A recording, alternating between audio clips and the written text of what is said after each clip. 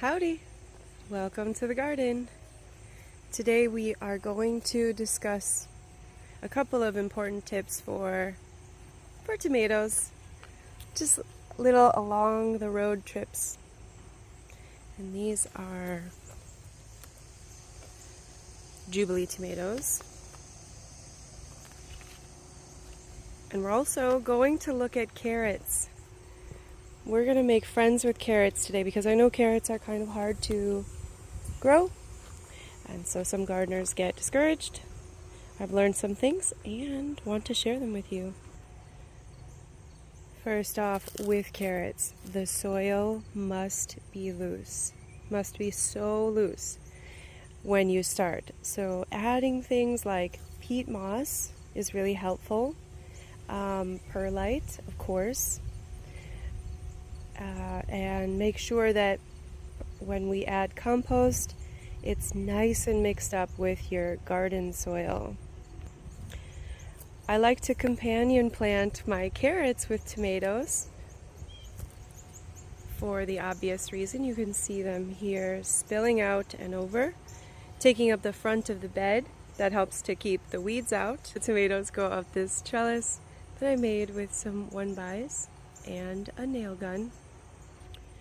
And of course, finally, we've been talking about fertilizer a lot. Hi, beautiful, you can't be here. This year I bought organic. Oh, well, I was going to surprise us, but here's our first carrot. I purchased organic raised bed soil this year from Miracle Grow. That was the highest I could do inside of my budget.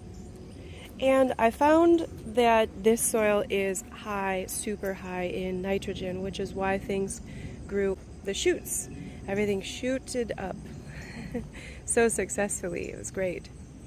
However, high in nitrogen soils do need a little bit of amendment to make sure that there's enough phosphorus and potassium. Phosphorus and potassium help the fruits and the roots.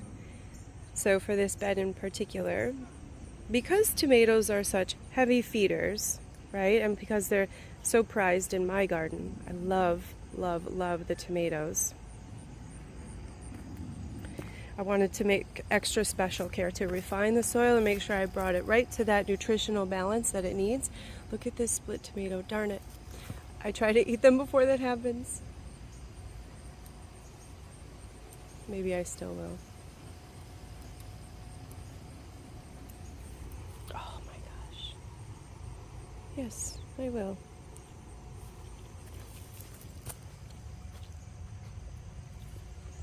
I don't know. Don't be so worried about split tomatoes or green potatoes.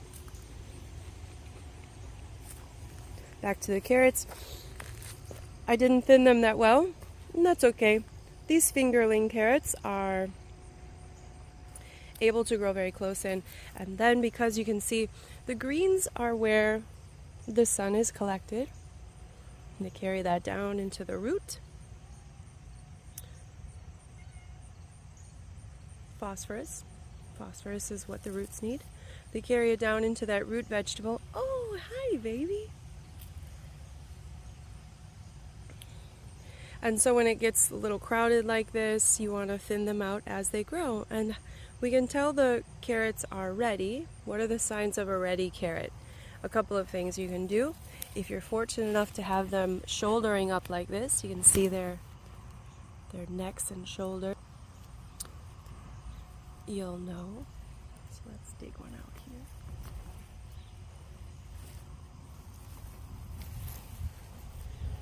There we go.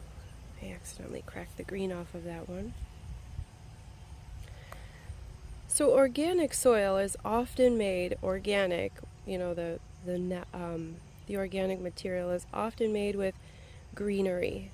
Nitrogen is created when greenery, like the green leftovers, the scraps, break down, and that becomes compost.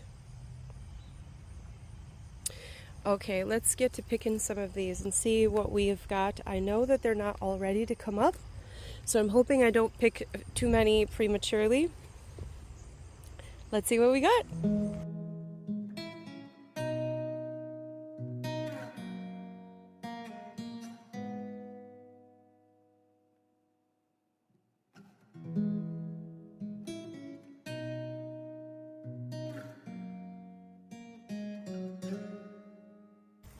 So this gangling here of carrots that I showed us first, I know that they're probably not all developed, but we do need to thin those out. So I'm just going to kind of make my best bet, pulling out one or two. Careful. Oh, look at that baby. I bet you it's delicious.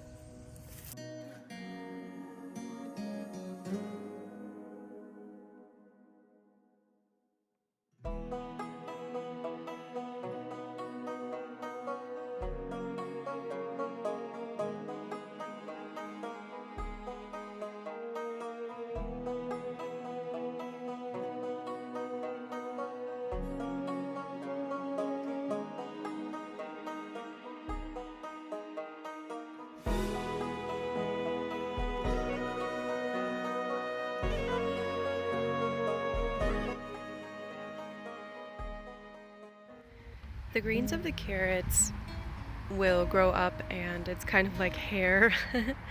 It gets tangled in together. So I just try to be really careful as I'm pulling out the carrots because I like to keep the root vegetables intact because it helps it to maintain its nutrients until I'm ready to eat it. Okay, I know it's subtle, maybe you guys can see it, but there's a subtle shift in the greenery here. The color is deeper here, and then you're not a carrot. And then it gets a little lighter here. And right next to these orange fingerling carrots, I planted these purple dragon carrots. Now, I have trouble planting anything colorful and getting it to grow. So the more colorful or the more prized version of, maybe that's why they're more prized or more expensive in the grocery store. The more colorful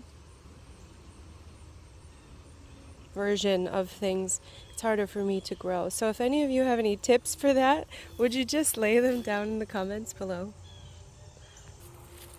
And let's dig a little bit deeper into this bed and pull a couple weeds while we're at it. I put a few in the ground over here. Let's see. Purple dragon. Look at this. This looks promising. Ooh, darn it. See? Shoot!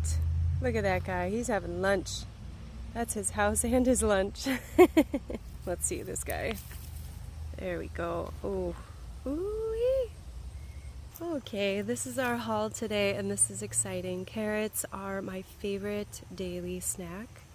A little bit about carrots and root vegetables in general. They're really, really good for the digestive system in that what does that mean, right? Everything is all the medicines that are good for the digestive system. Some medicines, some foods will enhance enzymes. Some will have a sort of loosening effect like prunes might. But carrots, when taken daily, they're like in it for the long game for you. When you eat a little bit of carrot every day or some sort of root plant like beets, they just help to gently keep you regular. So it's like a great fibrous food. If you're looking to fill the void of fiber in your diet, carrots are the way to go. And so needless to say, all of these carrots will probably be gone in the next day or two. My daughter and I will eat them up. And these tomatoes, ooh, they're going to be next to our steak tonight. Together with some basil, I could eat a whole salad made of basil. And a little nasturtium. And these are edible. They're really spicy. Just a little bit goes a long way for me. And you have a delicious salad. I'm not a big fan of cucumbers, but you know who is? Seemingly everyone else. So I do like to plant cucumbers and give them away regularly to friends. Just a little bit of karma gardening. And this is what I use to trellis my tomatoes. Okay, this stuff is amazing for the garden. I bought one spool years ago, and as you can see, there's just so much left. and anything else that might need to be tied up, like when my sunflowers got really high in a spot where they didn't have enough sun while they were growing up, their necks were a little weak, or I staked them and tied them with this stuff. It is, I'll put a link below, it is a coated wire, and you just snip a little bit off. And as the tomato vine grows up through the season, I'll just tie it up here. And because of the coating, it doesn't cut into the stems at all, causing any sort of disease or damage to the plant. And what I'll do is at the end of the season, I of course take them all off of the trellises and stuff so that I can remove the dead plants, but then I'll just tie them here to one of, just random end posts around the garden, just for quick and easy access. I don't know. These little tips are really important rather than running back and forth from the garage and where is everything. Organization is really helpful when you're looking to garden, even a small garden. Maple. She brings us a mole or a mouse every day. She's the best. Before we say goodbye really quick, let's just celebrate these calendula again coming up because the hot weather has subsided, and so they want to come back out for one last hurrah. Thank you, harvest. Thank you. Ooh, and I thought we were done, but I guess we're not. The hot peppers. Looking good, ladies. Howdy, hot peppers. Thank you for joining with me today in the garden. I hope that this was helpful to you in some way. And I will see you in the next one. Blessings.